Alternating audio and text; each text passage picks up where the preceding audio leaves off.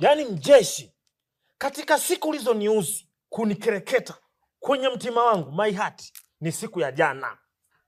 Hivi wewe na akili zako timamu, mimi nimejitoa nikakupa mbinu za kuleta utururu. Unakuja kuleta utururu, utururu si ni utururu gani huo? Ule ulikuwa ni utururu au ulikuwa ni unga wa sembe, unga wa udaga, unga wa ulezi? Mimi nikasema, madam nikishamwekea atarara free. Free.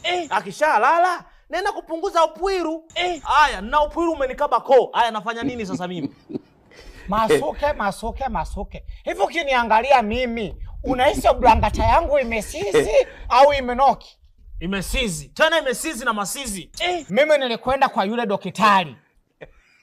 Nini mbona niangalia?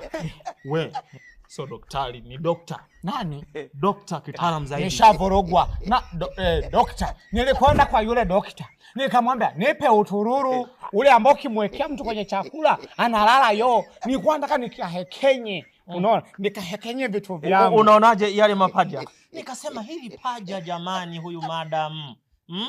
Au wewe ulikuwa hauna upwiru? Mimi nilikuwa na sio upwiru tu. Nilikuwa na udwedwe. Yaani ulikuwa umeshanikaba koo. Au huyo dokta ina maana hao alikupa nani unga wa sembe? Labda sasa.